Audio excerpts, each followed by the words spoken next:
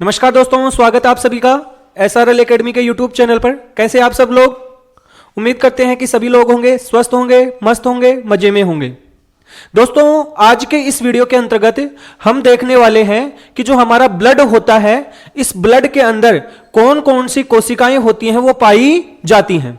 हमें पता है कि हमारा जो ब्लड होता है उसके अंदर आरबीसी, डब्ल्यूबीसी और प्लेटलेट्स नाम की कोशिकाएं पाई जाती हैं।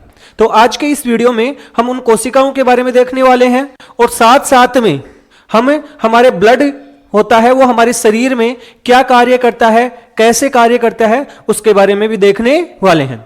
और इस कारण ये वीडियो है ये बहुत ही इंपॉर्टेंट होने वाला है। इस कारण वीडियो को पूरा जरूर देखें, जिससे कि जो भी प्रश्न आपके इस टॉपिक से एग्जाम के अंदर आए उन क्वेश्चन को आप अच्छी तरीके से सोल्व कर पाओ और पूरे के पूरे नंबर आप प्राप्त कर सकें।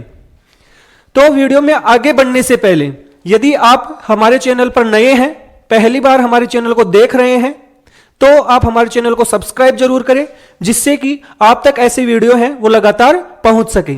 साथ साथ में यदि आपको ये वीडियो हमारा अच्छा लगे तो वीडियो को लाइक और शेयर भी जरूर करें।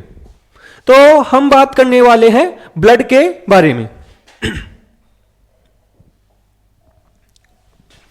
देखो, जो ब्लड होता है,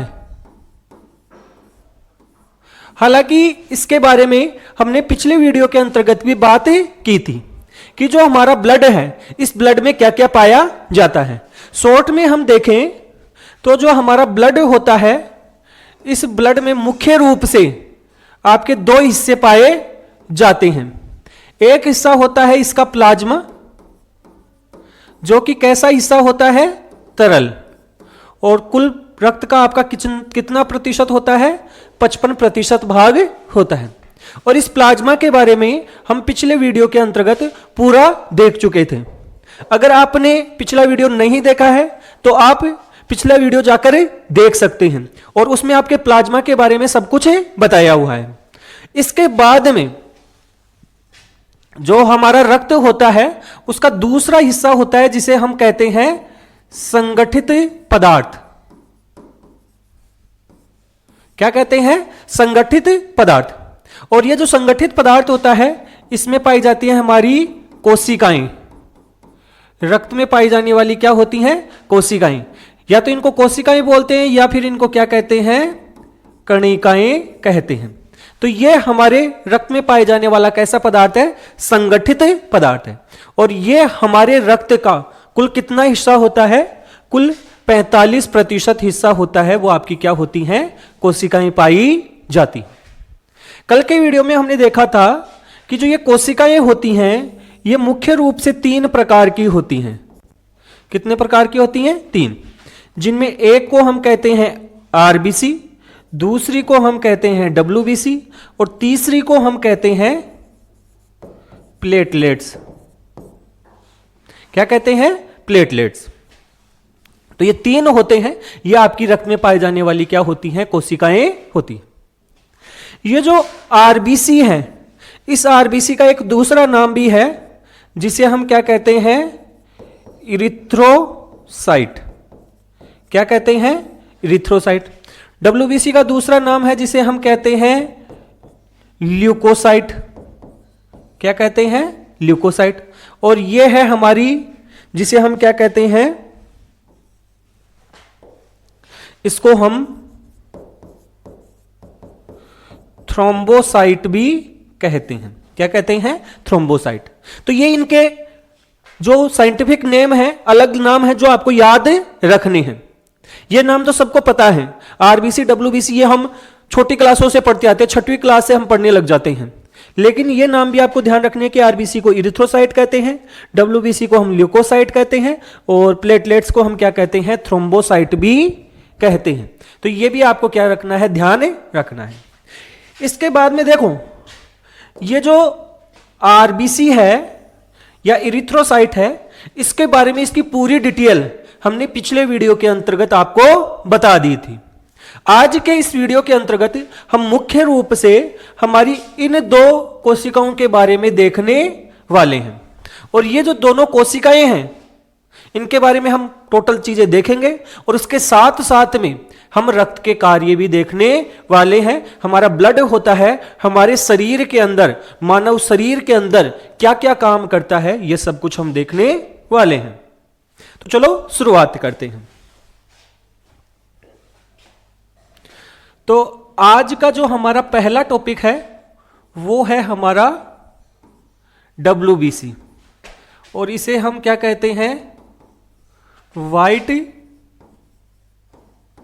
ब्लड सेल्स।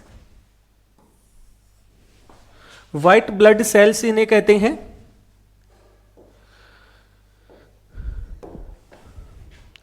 हिंदी में क्या बोला जाता है, श्वेत रक्त कणिकाएं, या फिर इनको कहते हैं कोशिकाएं। तो ये होती है हमारी WBC।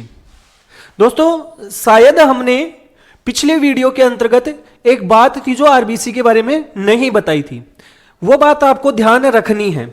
और वो बात शायद ये रह गई थी कि जो RBC हैं, RBC होती हैं ये रक्त में उपस्थित ऐसी कोशिकाएं होती हैं जिनमें केंद्रक नहीं पाया जाता है, अर्थात केंद्रक विहीन होती हैं। यह बात आपको ध्यान रखना है। शायद हम पिछले टॉपिक के अंतर्गत RBC वाले पॉइंट के अंतर्गत आपको बताना भूल गए थे, तो आपको ध्यान रखना है कि RBC होती हैं वो केंद्रक विहीन कोशिकाएं होती हैं। लेकिन जो ऊंट होता है, जो लामा होता है, उसमें क्या पाया जाता है, उसकी RBC में केंद्रक पाया जाता है। यह आपको अपवाद ध्यान रखना है। अगर मनुष्य के लिए बात की जाए तो मनुष्य की RBC में आपका केंद्रक नहीं पाया जाता है। अब देखो WBC के बारे में। WBC की दूसरी विशेषता यह है कि जो हमारी WBC होती हैं ये सफेद रंग की होती हैं, अर्थात रंगहीन भी बोल सकते हैं या सफेद रंग की होती हैं। क्यों भाई, इनमें कोई वर्णक नहीं पाया जाता है। जैसे हमारा RBC होता है उनका रंग लाल होता है, और वो लाल क्यों होता है, क्योंकि RBC के अंदर एक लाल रंग का वर्णक पाया जाता है जिसे हम बोलते हैं हीमोग्लोबिन। वो हीमोग्लोबिन हमारा WBC में नहीं पाया जाता है। इस कारण ये कैसी होती हैं, देखो ये रंगहीन या फिर आपकी कैसी होती हैं, श्वेत रंग की होती हैं। यह आपको ध्यान रखना है। इसके अलावा आपको क्या बात ध्यान रखनी है WBC के बारे में, कि WBC होती हैं इनके अंदर केंद्रक पाया जाता है। तो ये रक्त में उपस्थित केंद्रक युक्त क्या होती हैं, कोशिकाएं होती हैं, अर्थात रक्त में केंद्रक वाली कोशिकाएं होती हैं। कैसी कोशिकाएं हैं, केंद्रक वाली। तो केंद्रक युक्त कोशिकाएं होती हैं, यह आपको ध्यान रखना है। जैसे अभी आपको बताया था कि RBC होती हैं उनमें केंद्रक नहीं पाया जाता है, लेकिन WBC होती हैं इनमें क्या पाया जाता है, केंद्रक पाया जाता है। यह आपको ध्यान रखना है। इसके अलावा यदि हम देखें तो ये जो WBC होती हैं या श्वेत रक्त कणिकाएं जो होती हैं, ये हमारे शरीर में रोगों से लड़ने की क्षमता प्रदान करती हैं। हमारी जो प्रतिरक्षा होती है, हमारी रोगों से लड़ने की क्षमता होती है, हमारी जो इम्यूनिटी होती है, उसमें सबसे मुख्य रूप से योगदान किनका होता है, हमारी WBC का होता है। और क्योंकि ये रोगों से हमारी सुरक्षा करती हैं, इसी कारण से इन्हें हम मानव शरीर की सैनिक कोशिकाएं भी कहते हैं। क्या कहते हैं भाई, सैनिक कोशिकाएं। क्यों भाई सैनिक कोशिकाएं, क्यों, क्योंकि सैनिक होते हैं जैसे हमारी रक्षा करते हैं, दुश्मनों से बचाते हैं, उसी प्रकार से मनुष्य के शरीर को दुश्मनों से, रोगों से कौन बचाता है, ये WBC बचाती हैं। इस कारण हम क्या लिख सकते हैं कि ये कैसी होती हैं, सैनिक कोशिकाएं होती हैं। कैसी होती हैं, सैनिक कोशिकाएं। क्यों भाई, क्योंकि हमें क्या प्रदान करती हैं, प्रतिरक्षा, इम्यूनिटी प्रदान, इम्यूनिटी प्रदान करती हैं और इसी कारण से इन्हें हम क्या कहते हैं, हमारी सैनिक कोशिकाएं कहते हैं। हमें एक बात और ध्यान रखनी है कि जो आरबीसी थी उसकी साइज हमने बताई थी कि आरबीसी की साइज लगभग 7.4 माइक्रोमीटर होती है, आकार में छोटी कोशिकाएं होती हैं। लेकिन जो डब्ल्यूबीसी होती हैं ये आकार में थोड़ी बड़ी कोशिकाएं होती हैं। ये आकार कैसा होता है इनका, आकार में क्या होती हैं, बड़ी। किसकी तुलना में, आरबीसी से। आरबीसी से क्या होती है, आकार में बड़ी होती हैं।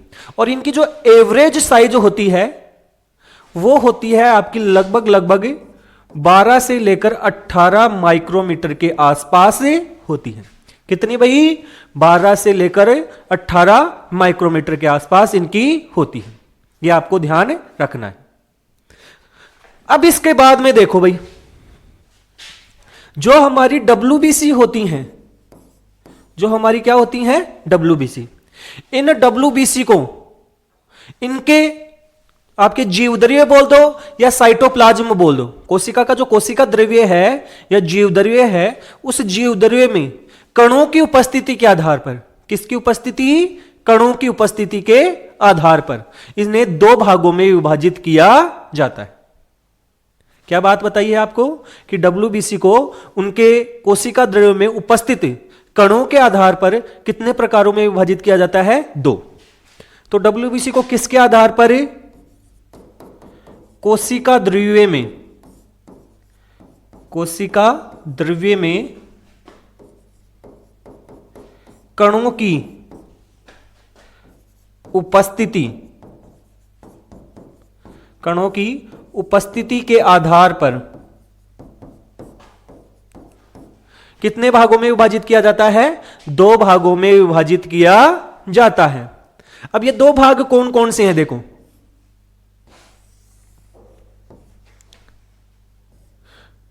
एक तो ऐसी कोशिकाएं हो जाएंगी जिनके कोशिका द्रव्य में कण पाए जाते हैं, अर्थात कणिका युक्त। कैसी कोशिकाएं हो गई हैं, कणिका युक्त कोशिकाएं। और एक ऐसी कोशिकाएं हो जाएंगी जिनके जीवद्रव्य में कोई कण नहीं पाया जाता है, जिनके जीवद्रव्य में कोई भी कण नहीं पाया जाता है। तो एक तो हो गई है हमारी कणिका युक्त कोशिकाएं, और ये जो कणिका युक्त कोशिकाएं होती हैं इन्हें हम क्या कहते हैं, ग्रेन्युलोसाइट कहते हैं। क्या कहते हैं भाई, ग्रेन्युलोसाइट। ग्रेन्यूल का मतलब होता है कण, अर्थात ऐसी कोशिका, और साइट का मतलब होता है कोशिकाएं। आपको बताया हुआ है कि ऐसी कोशिकाएं जिनके जीवद्रव्य में, कोशिका द्रव्य में कण पाए जाते हैं उन्हें हम क्या कहते हैं, ग्रेन्युलोसाइट कोशिकाएं कहते हैं। और दूसरी होती हैं जिनमें कण नहीं पाए जाते हैं, अर्थात कणिका विहीन कोशिकाएं। कौन सी कोशिकाएं हो गई हैं, कणिका विहीन कोशिकाएं। नाम से पता चल रहा है कि इनके जीवद्रव्य में, कोशिका द्रव्य में आपके कण नहीं पाए जाते हैं। देखो, अगर इंग्लिश में इसको बोलेंगे तो कण नहीं है तो इसे कहा जाता है ए ग्रेन्युलोसाइट, ए ग्रेन्युलोसाइट कोशिकाएं। तो इस प्रकार से कणों की उपस्थिति और अनुपस्थिति के आधार पर आपकी जो डब्ल्यूबीसी होती हैं वो कितने प्रकार की हो जाती हैं, 2 प्रकार की हो जाती हैं। अब देखो, ये जो 2 प्रकार की डब्ल्यूबीसी हैं इनको भी आगे क्या किया जाता है, विभाजित किया जाता है।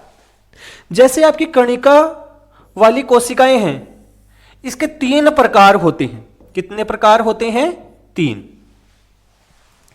पहला प्रकार जो होता है उसे हम क्या कहते हैं, न्यूट्रोफिल।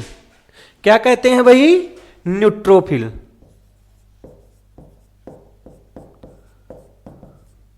कणिका युक्त वालिका ग्रेन्युलोसाइट का पहला प्रकार है न्यूट्रोफिल। दूसरा है आपका इओसिनोफिल। दूसरा कौन सा हो गया, इओसिनोफिल। और तीसरा है, उसे हम क्या कहते हैं, बेसोफिल। तीसरा होता है जिसे हम क्या कहते हैं, बेसोफिल। तो इस प्रकार से आपके ग्रेनुलोसाइट के कितने प्रकार हो गए हैं, 3। कौन कौन से, न्यूट्रोफिल, बेसोफिल और इयोसिनोफिल। अब ये कैसे कैसे होते हैं वो आगे हम देखने वाले हैं, पहले नाम सुन लो। इसके अलावा जो आपकी कणिका विहीन होती हैं, इसके होते हैं 2 प्रकार। इसके कितने प्रकार होते हैं, 2। और एक तो जिनमें होता है वो होता है मोनोसाइट, एक तो कौन सा होता है, मोनोसाइट। और दूसरा होता है जिसे हम क्या कहते हैं, लिम्फोसाइट कहते हैं। क्या कहते हैं भाई, लिम्फोसाइट कहते हैं।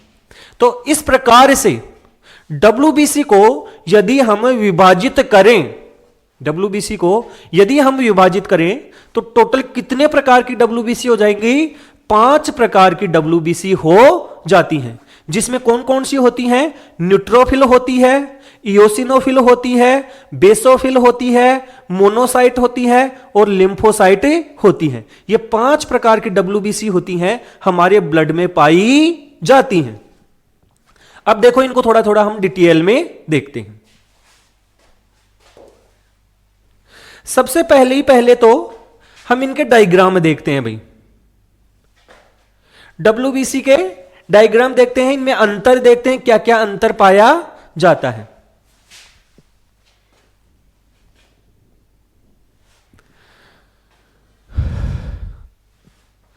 तो WBC के डायग्राम हम देखेंगे। अभी थोड़ा सा नेट है वो स्लो चल रहा है।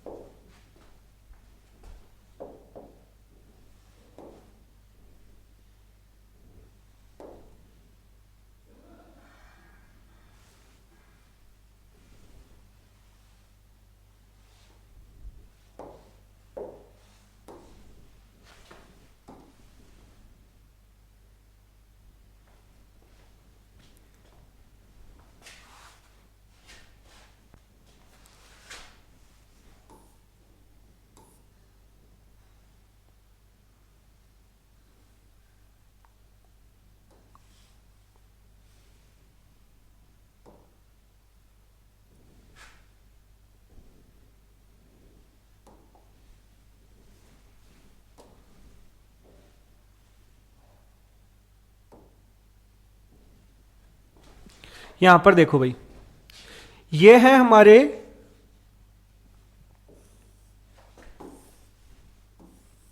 WBC। और इनमें यदि हम देखें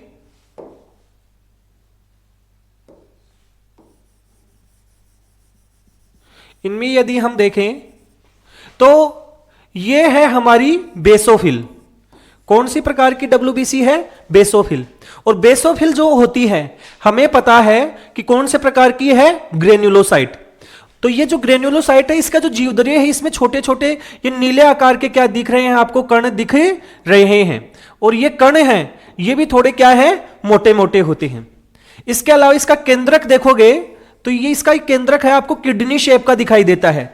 मतलब जैसी हमारी क्या पाई जाती है, जैसी हमारी किडनी पाई जाती है उस आकार का क्या पाया जाता है, केंद्रक पाया जाता है। इसके बाद में यह है न्यूट्रोफिल। और न्यूट्रोफिल का जो केंद्रक होता है इसके अंदर बहुत सारी क्या पाई जाती हैं, लोब पाई जाती हैं। इसके बारे में हम देखने वाले, पहले डायग्राम देख लो। और इसके अंदर जो कण हैं वो बहुत क्या है, कम। इसके अलावा ये है इयोसिनोफिल, इसके केंद्रक में कितनी दो लोब हैं? दो। फिर देखो मोनोसाइट, देखो इसके जीवद्रव्य में कोई भी कण उपस्थित नहीं है और इसका जीवद्रव्य है वो बहुत ही क्या होता है, एक साइड में पड़ा होता है। और लिम्फोसाइट होता है, इसमें यदि आप देखोगे तो इसका केंद्रक होता है वो तुलनात्मक रूप से बड़ा होता है और इसका जो जीवद्रव्य होता है एक रिंग के शेप में दिखाई देता है। तो ये थे हमारे डब्ल्यूबीसी के प्रकार। अब एक एक डब्ल्यूबीसी को हम देखने वाले हैं। चलो इसको तो हटा देते हैं।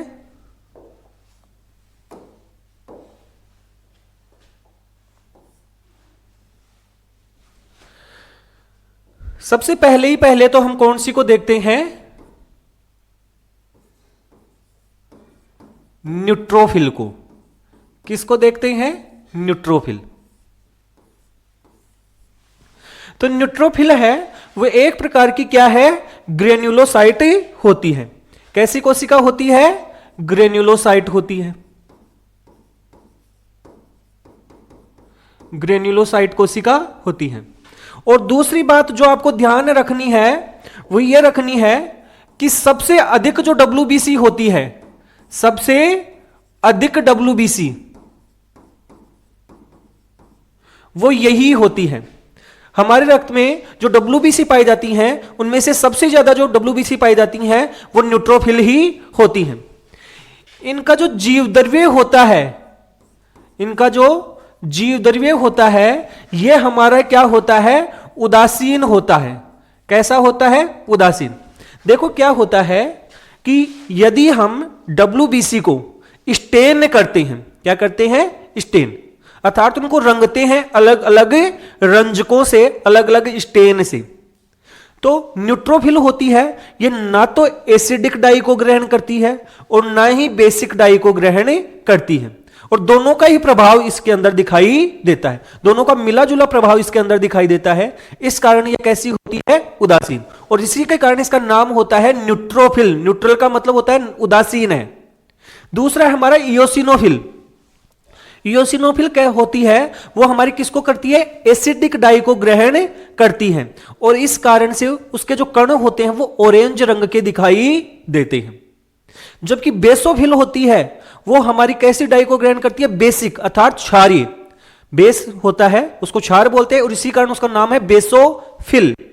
तो ये थोड़ा सा कौन सी डाई को ग्रहण कर रहे हैं स्टेन के दौरान, उसी के नाम आधार पर उसका नाम रखा गया है। तो ये क्या होती है कि किसी भी डाई को ग्रहण नहीं करते, इनका जीवद्रव्य होता है ना तो आपका एसिडिक होता है ना ही आपका बेसिक होता है। यह आपको ध्यान रखना है। इसके अलावा इनका जो केंद्रक होता है, देखो इसका मैं डायग्राम एकदम सिंपल डायग्राम बना के दिखाता हूं आपको। यह है डब्ल्यूबीसी। इनके केंद्रक के अंदर इनका जो केंद्रक होता है इसमें बहुत सारे क्या पाए जाते हैं? ऐसे लोब पाए जाते हैं। बहुत सारे क्या पाए जाते हैं? लोब पाए जाते हैं। लोब का मतलब यह हो गया कि इनका केंद्रक होता है, ऐसे नहीं कि एक जगह पे होता है, जैसे एक लोब हो गया, दो लोब होगी, ये तीन लोब होगी, ये चार लोब, ऐसे इनके अंदर आपकी 3 से लेकर 5 क्या पाई जाती हैं? लोब पाई जाती हैं, 5 खंड पाए जाते हैं। तो इसको हम लिख सकते हैं बहु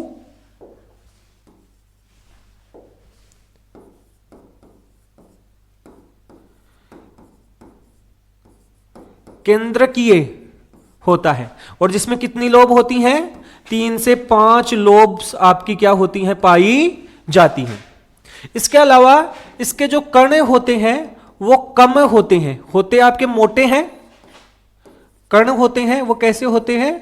मोटे एवं कम। मोटे होते हैं और साथ में कैसे होते हैं? कम होते हैं। इनका आकार होता है वो सामान्य डब्ल्यूबीसी के जैसा ही होता है, सामान्य डब्ल्यूबीसी के जैसा इनका आकार होता है।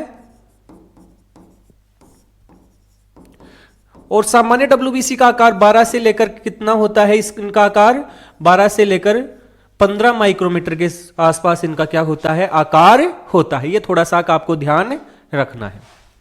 और इसके अलावा और ध्यान रख लो, अभी आपको एक बात बताई, सबसे अधिक है, जैसे कुल डब्ल्यूबीसी है ना, उसका हमारा लगभग 60 से लेकर 70% 60 से लेकर 70% क्या होती है हमारी न्यूट्रोफिल ही पाई जाती है।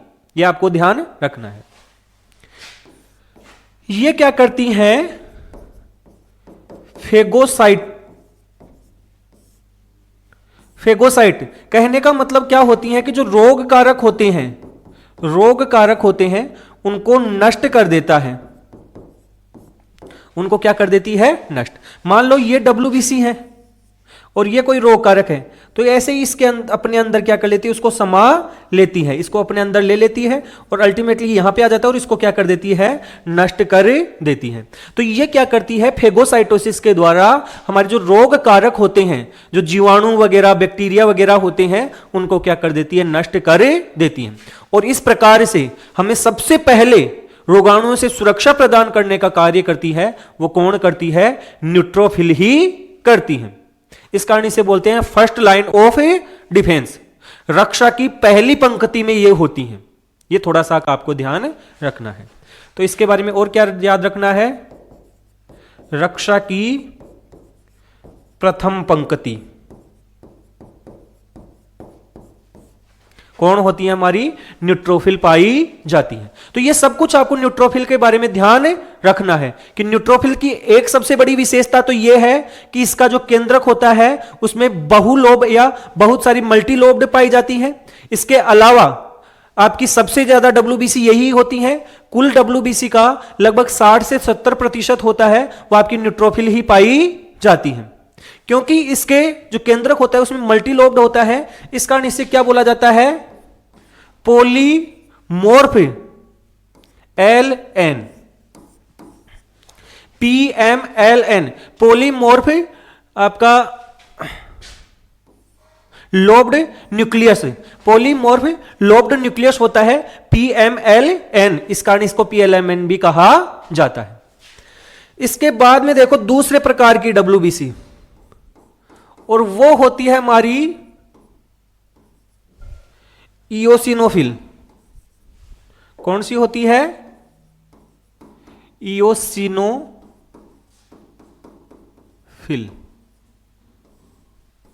देखो इयोसिनोफिल है आपकी, जो इयोसिनोफिल है इसमें क्या होता है कि ये अम्लीय रंजक को ग्रहण करती है। कैसे रंजक को? अम्लीय रंजक को। एसिडिक नेचर होता है इनका। साथ साथ में इनके जो कण होते हैं अगर वो अम्लीय रंजक को ग्रहण करेंगे तो इनके कण कैसे हो जाएंगे? आपके नारंगी रंग के दिखाई देते हैं। किस रंग के? नारंगी रंग के दिखाई देते हैं। यह आपको थोड़ा सा ध्यान रखना है। अब देखो इयोसिनोफिल होता है ना, उसका जो केंद्रक होता है उसमें 2 लोब पाई जाती हैं। कितनी लोब पाई जाती हैं? 2 लोब। और ये दोनों लोब होती हैं, ये हमें ऐसी दिखाई देती है जैसे ईयरफोन शेप में हो।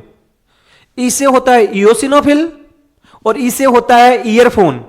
तो इसका केंद्रक होता है वो किस आकृति का होता है? ईयरफोन की आकृति का होता है। जैसे मैं आपको बनाऊं, ये कोशिका है और ये इसका क्या है? आपका केंद्रक है। तो देखो ये केंद्रक है, ये केंद्रक आपका किस आकृति का दिखाई दे रहा है हमें? ये इसका ईयरफोन, जैसे जैसे ईयरफोन लगाते हैं ना उसी आकृति का दिखाई देता है। कैसे याद रखना है? याद रखने की ट्रिक ये है कि इयोसिनोफिल होता है उसका पहला अक्षर है ई और इसका केंद्रक है वो होता है ईयरफोन शेप का, उसका भी अक्षर है ई। अर्थात इयोसिनोफिल का केंद्रक होता है वो ईयरफोन की शेप में होता है और 2 लोब उसमें पाई जाती है। केंद्रक होता है, केंद्रक में 2 लोब पाई जाती हैं। कितनी लोब पाई जाती हैं? 2। कण होते हैं वो कैसे होते हैं? छोटे छोटे पाए जाते हैं लेकिन अधिक।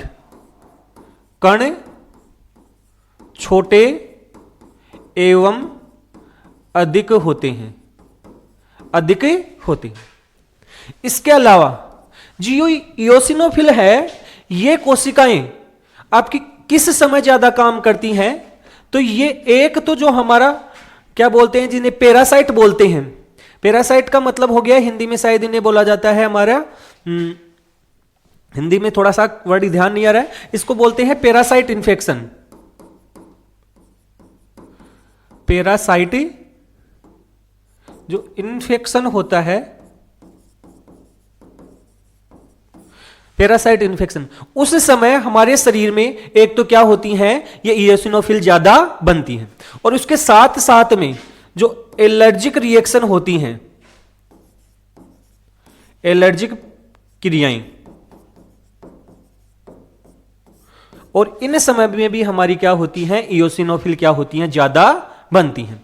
तो इयोसिनोफिल होती है, ये तो आपको ध्यान रखना ही रखना है कि आपको सीधा सीधा याद रखना है। देखो इयोसिनोफिल होती है, इसका जो केंद्रक होता है उसमें दो लोब पाई जाती हैं, ईयरफोन शेप का होता है। इसके अलावा एलर्जिक क्रियाओं में ये सबसे ज्यादा बनती हैं, और जो पैरासाइटिक इंफेक्शन होता है उसमें भी ये सबसे ज्यादा बनती हैं। इनका जो कण होते हैं, जो जीवद्रव्य के अंदर कण पाए जाते हैं, वो अम्लीय रंजक को ग्रहण करते हैं और नारंगी रंग के दिखाई देते हैं। ये आपको ध्यान रखना है। इसके बाद में देखो, हाँ, ये जो कुल WBC होती है ना, कुल WBC, उनका लगभग 2 से लेकर 4% हिस्सा ये होती हैं। कितना होती हैं? 2 से लेकर 4% हिस्सा किसका होता है? हमारा इयोसिनोफिल का होता है। बाकी देखो भाई, नेक्स्ट प्रकार कौन सा बच गया हमारा? बेसोफिल। कौन सा बच गया है? बेसोफिल। और ये जो बेसोफिल होता है, इसकी यदि हम कोशिका देखें तो इसकी कोशिका में जो केंद्रक होता है वो हमारा कैसा होता है? किडनी शेप का होता है। कैसा होता है भाई? Kidney shape. और इसके जो कण होते हैं ये कैसे दिखाई देते हैं? हमें नीले रंग के दिखाई देते हैं। क्यों भाई? क्योंकि ये बेसिक डाई को क्या करते हैं? ग्रहण करते हैं, और इसी के कारण इसका नाम भी क्या होता है? बेसोफिल होता है। तो एक तो आपको ध्यान रखना है कि ये आपकी क्या होती हैं? क्षारीय रंजक को ग्रहण करते हैं। इसके अलावा आपको क्या ध्यान रखना है कि सबसे कम जो WBC होती हैं वो आपकी कौन सी होती हैं? बेसोफिल ही होती हैं। ये कुल WBC का लगभग 0.5 से लेकर 1% तक पाई जाती है। सबसे कम WBC कौन सी होती हैं? बेसोफिल। और इसके अलावा इन बेसोफिल से आपकी क्या बनता है? हिस्टामीन। इससे क्या रिलीज होता है? हिस्टामीन। और ये हिस्टामीन होता है वो आपकी किसके लिए उत्तरदायी होता है? एलर्जी के लिए क्या होता है? उत्तरदायी होता है। तो एलर्जी में हिस्टामीन जो रिलीज होता है वो कौन सी कोशिकाओं से स्रावित होता है? आपकी बेसोफिल से। बेसोफिल से एक कोशिका बनती है मास्ट कोशिका, और उस मास्ट कोशिका से आप क्या स्रावित होता है? हिस्टामीन, जो कि आपका क्या करता है? एलर्जी करता है। इसके अलावा एक चीज जो याद रख लेना, बेसोफिल से एक चीज स्रावित होती है जिसका नाम होता है हिपेरीन। क्या नाम होता है? हिपेरीन। और ये हिपेरीन होता है, ये क्या काम करता है? देखो, क्या आपको पता है कि हमारे शरीर के अंदर हमारा रक्त होता है वो जमता क्यों नहीं है? बल्कि अगर शरीर से बाहर निकालते ही अगर उसको थोड़ी देर के लिए रख दिया जाए तो रक्त होता है वो जमने लग जाता है। तो शरीर के अंदर क्यों नहीं जमता? क्योंकि हमारे शरीर में क्या होता है? एक प्राकृतिक एंटीकोगुलेंट होता है जो रक्त को जमने से बचाता है, उसको स्कंदन से बचाता है, वो स्रावित होता है, और उसका नाम होता है हिपेरीन। उसका नाम क्या होता है? हिपेरीन। और वो हिपेरीन होता है आपकी कौन सी कोशिका से स्रावित हो रहा है? आपके बेसोफिल से स्रावित हो रहा है। तो यह आपको ध्यान रखना है। तो हिपेरीन किससे स्रावित हो रहा है? बेसोफिल से। तो ये तो हो गई हमारी ग्रेन्युलोसाइट। कौन सी कोशिकाएं हो गई हैं? ग्रेन्युलोसाइट। 3 हो गई हमारी, न्यूट्रोफिल, बेसोफिल और इयोसिनोफिल। अब आ जाती है हमारी कौन सी कोशिकाएं? ए ग्रेन्युलोसाइट, अर्थात जिनके केंद्रक के अंदर कोई कण, जिनके कोशिका द्रव्य में कोई कण नहीं पाए जाते हैं। चलो देखो,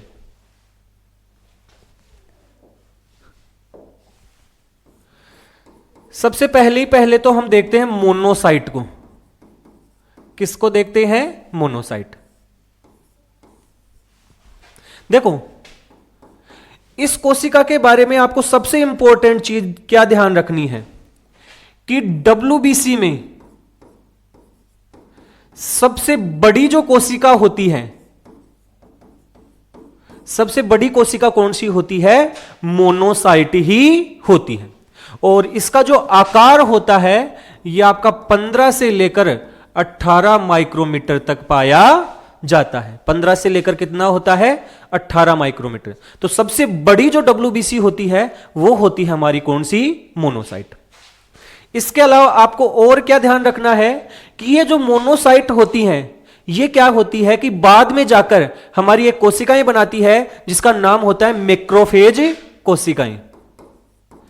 तो मैक्रोफेज होती हैं, मैक्रोफेज कोशिकाएं। इसका निर्माण किसके द्वारा होता है? आपका मोनोसाइट के द्वारा ही होता है। और ये जो मैक्रोफेज कोशिकाएं होती हैं ये हमारे शरीर में जो भी कोशिकाएं मर जाती हैं, मृत कोशिकाएं होती हैं, उनको एक तरीके से नष्ट करने का कार्य करती हैं। तो ये क्या करती हैं? मृत कोशिकाओं को नष्ट करती हैं। यह भी आपको ध्यान रखना है। आकार में सबसे बड़ी कोशिकाएं होती हैं। और अगर रक्त में देखा जाए तो जो डब्ल्यूबीसी है, डब्ल्यूबीसी में सबसे ज्यादा डब्ल्यूबीसी कौन सी पाई जाती है? हमारी न्यूट्रोफिल। कुल डब्ल्यूबीसी का लगभग कितना प्रतिशत हिस्सा? 60 से लेकर 70%। लेकिन अगर हम देखें कि मोनोसाइट कितनी होती हैं तो मोनोसाइट आपकी होती हैं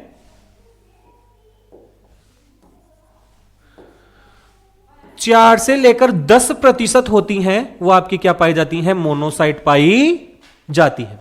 और मोनोसाइट हालांकि हमने डायग्राम देखा था, फिर भी इसका जो केंद्रक है वो आपका ऐसा पाया जाता है और इसके जीवद्रव्य में कोई कण नहीं पाए जाते हैं। यह सब कुछ आपका किसके बारे में था? मोनोसाइट के बारे में था। अब आ जाता है हमारा सबसे इंपॉर्टेंट कोशिका जिसका नाम क्या होता है भाई? जिसका नाम है लिम्फोसाइट। क्या नाम है? लिम्फोसाइट। और ये जो लिम्फोसाइट होती हैं ये हमारे रक्त में पाई जाने वाली डब्ल्यूबीसी का जो दूसरा प्रकार है जो सबसे ज्यादा पाया जाता है। पहले नंबर पे तो कौन सी होती हैं? न्यूट्रोफिल। और दूसरे नंबर पे कौन सी होती हैं? वो होती है हमारी कौन सी? लिम्फोसाइट। तो डब्ल्यूबीसी का लगभग 20 से लेकर 40% भाग होता है। 20 से लेकर कितना? 40% भाग वो क्या होती हैं? आपकी लिम्फोसाइट ही होती हैं। और ये हमारी प्रतिरक्षा में काम में आती हैं। किस में काम में आती हैं? प्रतिरक्षा में। कैसे भाई? प्रतिरक्षा में इनसे एक तो क्या बनती हैं? एंटीबॉडी। क्या बनती हैं? एंटीबॉडी बनती हैं। यह आपको थोड़ा सा ध्यान रखना है। अब देखो ये जो लिम्फोसाइट होती हैं इन लिम्फोसाइट को दो कैटेगरी में विभाजित किया जाता है। अर्थात लिम्फोसाइट भी दो प्रकार की होती हैं। एक लिम्फोसाइट होती है जिसे हम बोलते हैं बी लिम्फोसाइट। एक लिम्फोसाइट होती है उसको तो हम बोलते हैं बी लिम्फोसाइट, और एक होती है उसको बोलते हैं हम टी लिम्फोसाइट। क्या बोलते हैं? T lymphocyte. तो लिम्फोसाइट कितने प्रकार की हो गई? दो। आपको ध्यान क्या रखना है कि जो ये बी लिम्फोसाइट होती है ये तो बनाती है हमारी क्या? एंटीबॉडी। क्या बनाती है भाई? एंटीबॉडी। और टी लिम्फोसाइट होती है ये क्या करती है? हमारी कोशिका माध्यस्थ प्रतिरक्षा जो होती है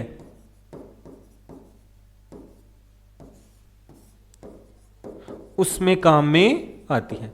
और मुख्य रूप से कैंसर जो रोग होता है, कैंसर रोग में जो प्रतिरक्षा काम में आती है उसमें हमारी कोशिका माध्यस्थ प्रतिरक्षा होती है और किसके द्वारा मिलती है? टी लिम्फोसाइट के द्वारा। और बाकी जो रोगों से हमें प्रतिरक्षा मिलती है जो एंटीबॉडी के द्वारा किसके द्वारा? एंटीबॉडी के द्वारा। हम बोलते हैं ना भाई हमारे शरीर में एंटीबॉडी बन रही है और वो एंटीबॉडी रोगों से लड़ती है, तो वो काम किसके द्वारा किया जाता है? आपका बी लिम्फोसाइट। अर्थात बी लिम्फोसाइट किसका निर्माण करती है? एंटीबॉडी का निर्माण करती है। ये आपको ध्यान रखना है। अब देखो बी लिम्फोसाइट और टी लिम्फोसाइट में अंतर क्या है? बी लिम्फोसाइट और टी लिम्फोसाइट में अंतर क्या है? देखो, चाहे से मैं बात कर लूं लिम्फोसाइट की और चाहे से मैं बात कर लूं आरबीसी, डब्ल्यूबीसी, प्लेटलेट्स, किसी भी प्रकार की कोशिका की, रक्त की जो भी कोशिकाएं होती हैं उसका निर्माण जो होता है यह हमारी लाल अस्थि मज्जा में होता है। किसमें होता है? लाल अस्थि मज्जा में। रक्त की सभी कोशिकाओं का निर्माण कहां पर होता है? लाल अस्थि मज्जा में। लेकिन जो डब्ल्यूबीसी या जो लिम्फोसाइट, ध्यान से सुनना, जो लिम्फोसाइट आपकी बोन मेरो में क्या होता है? जिसका निर्माण तो कहां पे हो रहा है? बोन मेरो अर्थात अस्थि मज्जा में। और परिपक्व भी कहां पर होती हैं? परिपक्व भी कहां पर होती हैं? आपकी बोन मेरो में ही होती हैं। तो ऐसी हमारी जो लिम्फोसाइट होती है उनको तो बोल देते हैं बी लिम्फोसाइट। और ऐसी लिम्फोसाइट जिनका निर्माण है वो तो कहां पे हो रहा है? बोन मेरो में। अर्थात निर्माण तो सभी का बोन मेरो में ही होता है, लेकिन परिपक्व जो होती हैं, परिपक्व वो कहां पर होती है? हमारी थाइमस ग्रंथि में। कौन सी ग्रंथि में होती हैं? थाइमस ग्रंथि। और इस कारण उनको क्या बोल देते हैं? T lymphocyte. इस कारण मैं क्या बता सकता हूं? मैं आपको बोल सकता हूं कि अगर आपको याद रखना है कि बी लिम्फोसाइट और टी लिम्फोसाइट में अंतर क्या होता है, तो आपको ध्यान रखना है कि लिम्फोसाइट होती हैं या रक्त की कोई भी कोशिकाएं होती हैं, उन सब का निर्माण हमारी लाल अस्थि मज्जा में होता है, अर्थात बोन मेरो में होता है। लेकिन जो लिम्फोसाइट आपकी बोन मेरो में बनती है और बोन मेरो में ही परिपक्व होती है, उसको तो बोलते हैं बी लिम्फोसाइट। बी से बोन मेरो याद रखना, आपको दोनों काम बोन मेरो में हो रहे हैं। बाकी जो लिम्फोसाइट आपकी बनती तो बोन मेरो में है, लेकिन परिपक्व कहां पर जाकर होती है? आपकी थाइमस ग्रंथि में होती है, उसको क्या बोलते हैं? हमें टी लिम्फोसाइट कहते हैं। इस कारण याद रखने का तरीका यही है, बी से बोन मेरो और बी से बी लिम्फोसाइट। और इसी प्रकार से टी से क्या याद रखना है? थाइमस ग्रंथि। तो इस प्रकार से हम दोनों लिम्फोसाइट को याद रख सकते हैं। तो ये सब कुछ था हमारा किसके बारे में था? डब्ल्यूबीसी के बारे में। किसके बारे में था? डब्ल्यूबीसी के बारे में, कि डब्ल्यूबीसी क्या होती हैं, कितने प्रकार की होती हैं, कैसे कैसे ये काम करती हैं। थोड़ी सी एक जानकारी और देख लेते हैं डब्ल्यूबीसी की। डब्ल्यूबीसी का दूसरा नाम क्या बताया था आपको? ल्यूकोसाइट। क्या बताया था? ल्यूकोसाइट। इसके अलावा इनकी जो सामान्य संख्या होती है, सामान्य संख्या, देखो तीनों प्रकार की कोशिकाओं में सबसे कम जो कोशिकाएं जो होती हैं वो होती हैं आपकी डब्ल्यूबीसी। और इनकी जो संख्या होती है वो होती है आपकी लगभग 4000 से लेकर 11000 पर माइक्रोलीटर। 4000 से लेकर 11000 पर माइक्रोलीटर इनके क्या होता है? काउंट होता है। यह आपको थोड़ा सा ध्यान रखना है। अगर किसी व्यक्ति में डब्ल्यूबीसी की क्या हो जाती है? कमी, तो कल आपको एक बात बताई थी कि रक्त में जो कोशिकाएं होती हैं उनकी कमी के लिए अंत में एक शब्द जुड़ता है जिसका नाम होता है पीनिया। क्या शब्द जुड़ता है? पीनिया। इस कारण इसको बोल देते हैं ल्यूकोसाइटोपीनिया। ल्यूकोसाइट का मतलब तो हो गया डब्ल्यूबीसी और पीनिया का मतलब होता है कमी, अर्थात डब्ल्यूबीसी की कमी को क्या कहा जाता है? ल्यूकोसाइटोपीनिया कहा जाता है। एग्जाम में पूछे जा सकते। और डब्ल्यूबीसी की अधिकता की स्थिति को क्या कहते हैं? अधिकता को क्या कहते हैं? ल्यूकोसाइटोसिस।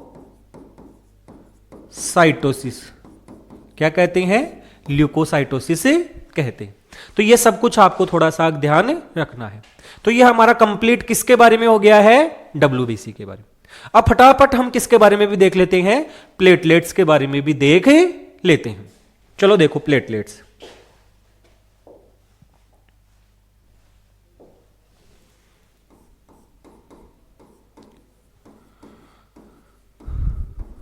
प्लेटलेट्स, और प्लेटलेट्स का दूसरा नाम क्या होता है, अभी आपको बताया था, थ्रोम्बोसाइट। क्या नाम होता है भाई, थ्रोम्बोसाइट। देखो ये जो कोशिकाएं हैं ये वास्तव में कोशिकाएं है ही नहीं, ये कोशिकाएं एक कोशिका के क्या हैं, टुकड़े हैं, कोशिका के टूटे हुए क्या हैं, खंड। तो वास्तव में क्या होती हैं, ये खंडित कोशिका के क्या होते हैं, कोशिका के क्या होते हैं, भाग होते हैं।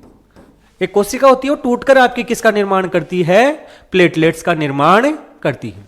और जिस कोशिका के ये भाग होते हैं उस कोशिका को हम क्या कहते हैं, मेगाकैरियोसाइट।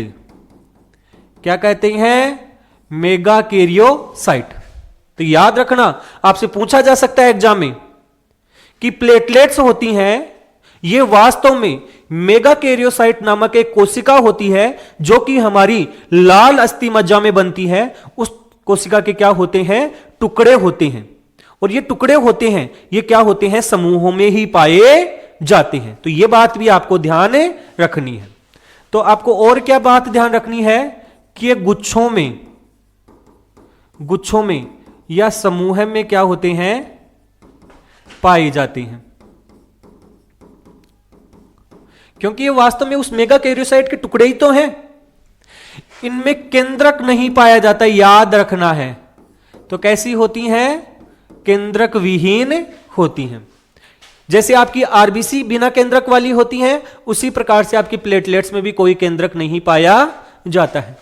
इसके अलावा और क्या बात ध्यान रखनी है आपको प्लेटलेट्स के बारे में, कि जो प्लेटलेट्स होती हैं इनका आकार होता है आपका 4 से लेकर 7 माइक्रोमीटर तक होता है। हालांकि फिक्स आकार नहीं हो क्योंकि खंड हैं, टुकड़े हैं, लेकिन फिर भी इनका जो आकार होता है वो आपका 4 से लेकर 7 माइक्रोमीटर के बीच में होता है।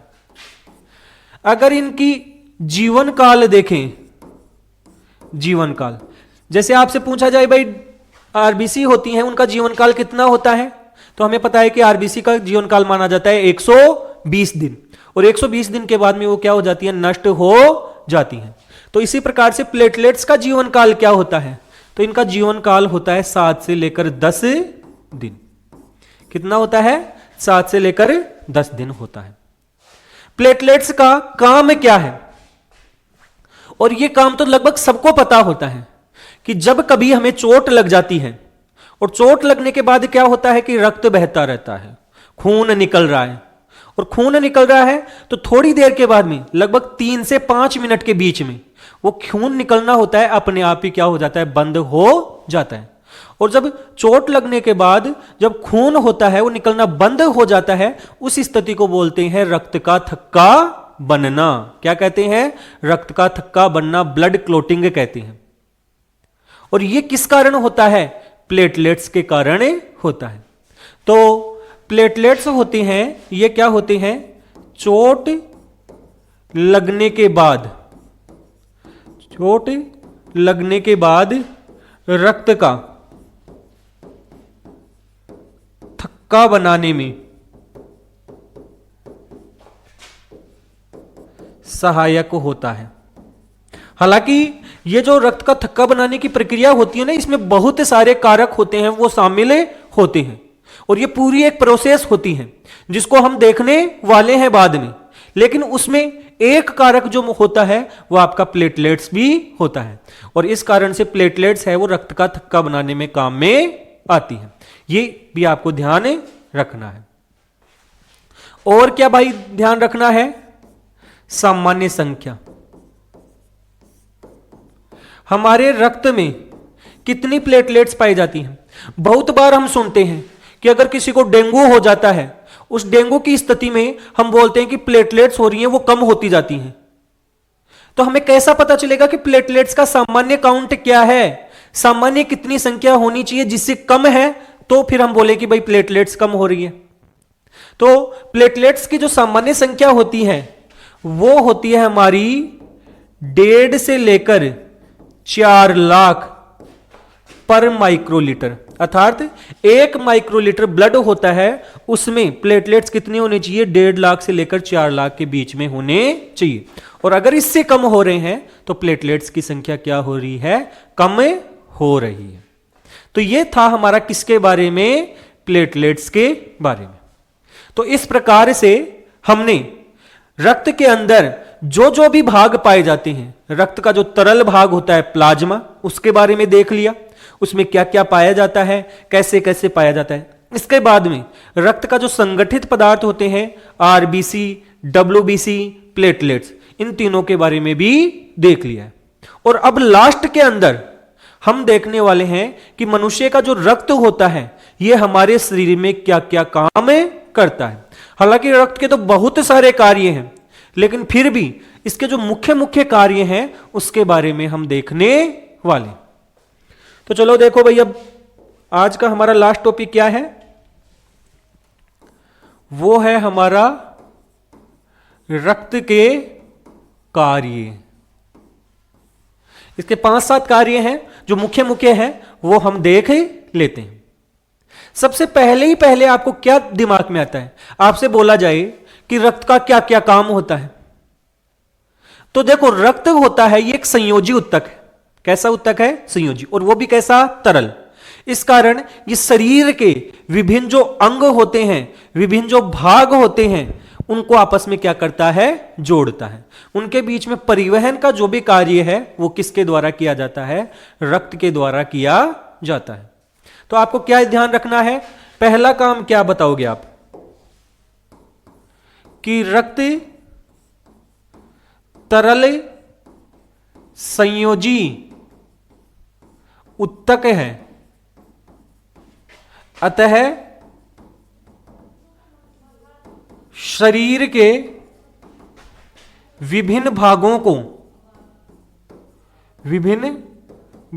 को आपस में जोड़ता है।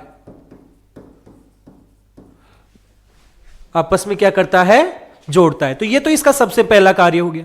इसके बाद में हम बात करते हैं कि जो सांस हम लेते हैं उसमें हम ऑक्सीजन लेते हैं, और वो ऑक्सीजन होती है हमारी फेफड़ों में जाती है। फेफड़ों में जाने के बाद उस ऑक्सीजन को हमारे शरीर की प्रत्येक कोशिका तक पहुंचाना है। और प्रत्येक कोशिका तक कैसे पहुंचाएंगे? ले जाने वाला साधन कौन है? हमारा रक्त। जैसे आपको एक जगह से दूसरी जगह जाना हो तो कैसे जाते हैं? कोई ना कोई साधन का उपयोग करते हैं कि नहीं करते भाई? चाहे से वो बाइक का उपयोग करो, कार का उपयोग करो, बस का उपयोग करो, ट्रेन का उपयोग करो, प्लेन का उपयोग करो, लेकिन साधन तो काम में लेते हो, वाहक तो काम में लेते हो। उसी प्रकार से ये भी वाहक का कार्य करता है। तो गैसों का परिवहन करता है। ऑक्सीजन को फेफड़ों से लेकर कोशिकाओं तक जाता है, और कोशिकाओं में जो भी हमारी क्या होती है? कार्बन डाइऑक्साइड उत्पन्न होती है, उसको वापस कहां तक लाता है? फेफड़ों तक लाता है। तो दूसरा कार्य इसका जो हो गया है वो हो गया है गैसों का परिवहन। किसका परिवहन करना? गैसों का परिवहन। और कौन सा? O2 का और CO2 का। O2 का तो फेफड़ों से कोशिकाओं तक परिवहन करता है, और CO2 का आपका कोशिकाओं से किस ओर परिवहन करता है? फेफड़ों की ओर परिवहन करता है। इसके बाद में और क्या दिमाग में आता है? जो खाना हम खाते हैं और खाना खाने के बाद वो पच गया, पचने के बाद जो भी पचित पदार्थ हैं उनको तो शरीर की प्रत्येक कोशिका तक पहुंचाना है, क्योंकि काम तो सब जगह लेना है। ऊर्जा की तो आवश्यकता सब कोशिकाओं को है, तो प्रत्येक कोशिका तक हमें पहुंचाना है। तो उसका पहुंचाने का काम भी कौन करता है? हमारा रक्त ही करता है। तो तीसरा काम हो गया है हमारा पचित पोषक पदार्थ। पचित पोषक जो भी पदार्थ होते हैं, उन पोषक पदार्थों का जो परिवहन होता है,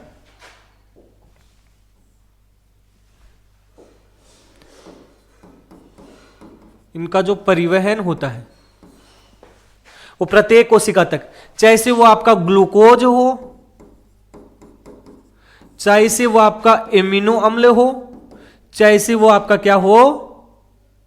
वसीय अम्ल,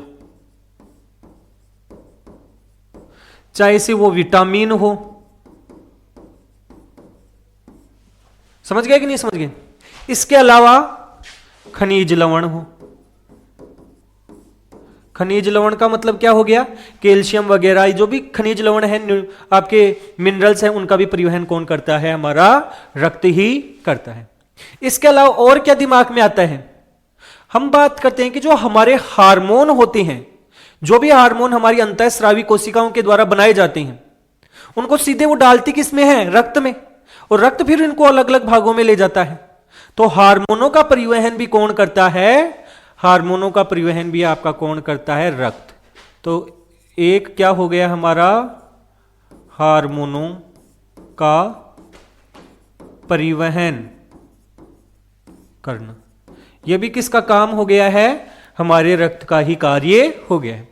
तो ये चार महत्वपूर्ण कार्य। इसके अलावा और क्या कार्य बता सकते हैं हम रक्त का।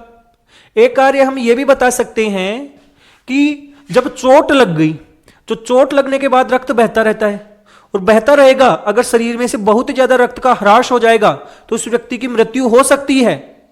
इस कारण ध्यान रखना कि रक्त रुक क्यों रहा है, थक्का क्यों बन रहा है, रक्त के कारण ही तो बन रहा है, प्लेटलेट्स के कारण ही तो बन रहा है। तो रक्त का थक्का बनाना,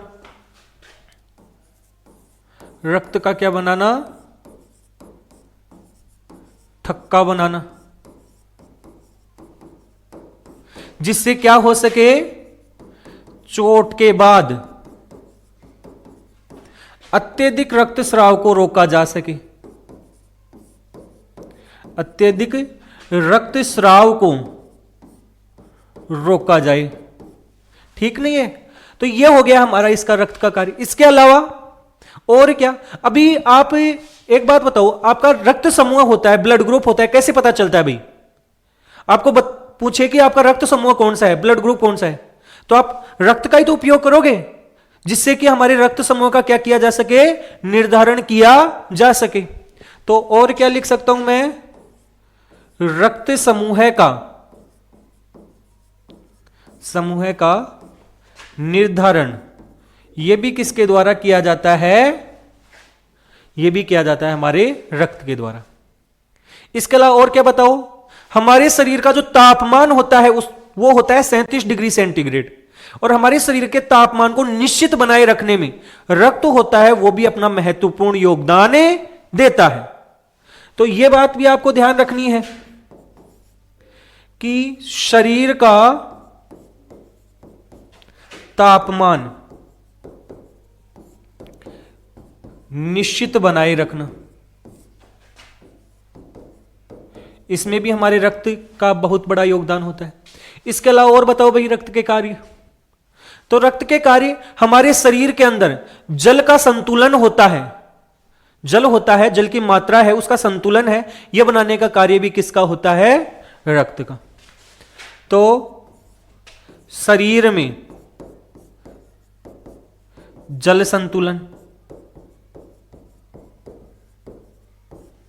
इसके अलावा शरीर के अंदर, शरीर में पीएच संतुलन। हम बोलते हैं कि हमारे रक्त का पीएच होता है वो एक निश्चित रहता है और उससे बढ़ता घटता नहीं है, और वो होता है हमारा 7.4। रक्त का पीएच कितना होता है भाई, 7.4। इसमें बहुत ज्यादा वेरिएशन नहीं होता है। जैसे हम मूत्र का बोलते हैं भाई 6 से लेकर 7.4 के आसपास होता है, लेकिन इतना वेरिएशन आपका रक्त के पीएच में नहीं होता है। इसका वेरिएशन ज्यादा से ज्यादा होगा ना, तो आप लिख सकते हो 7.35 से लेकर 7.45 के बीच में होता है, लेकिन एग्जैक्ट कितना याद रखना आपको, 7.4। तो पीएच का संतुलन बनाए रखना भी किसका कार्य है, हमारे रक्त का। एक और देख लो भाई, हम बोल रहे हैं कि हमारे शरीर के अंदर जो उत्सर्जी पदार्थ होते हैं, जो भी अपशिष्ट पदार्थ होते हैं, उन अपशिष्ट पदार्थ को कोशिकाओं से लेकर आने का कार्य किसका है, वो लेकर आता है यूरिया है जो आपका लीवर में बन रहा है, उसको आपकी किडनी तक लेकर जाता है। तो ये सारा का सारे कार्य किसका है, रक्त का। तो इस प्रकार से हम बोल सकते हैं कि जो भी उत्सर्जी पदार्थ हैं, उन उत्सर्जी पदार्थों का क्या करता है, परिवहन करता है। तो ये रक्त के हमने मुख्य मुख्य कार्य लिखे हैं। रक्त के कार्य अगर हम बताते रहें तो बहुत ज्यादा रक्त के क्या होते हैं, कार्य होते हैं, और कितने भी कार्य हम बता सकते हैं। बाकी आपको कौन सा कार्य है वो दिमाग में आ रहा है, ध्यान में आ रहा है, वो आप कमेंट में लिख ही सकते हैं। तो ये हमने क्या किया है कि जो हमारा रक्त है उस रक्त के बारे में जो भी एक सामान्य जानकारी है, जो रक्त का संगठन है, कहने का मतलब उसमें क्या क्या पाया जाता है उसके बारे में, और साथ साथ में रक्त के क्या कार्य होते हैं, कैसे कैसे काम करता है, ये सब कुछ हम क्या देखा है, हमने रक्त के कार्य के अंदर इस टॉपिक के अंतर्गत हमने देखा है।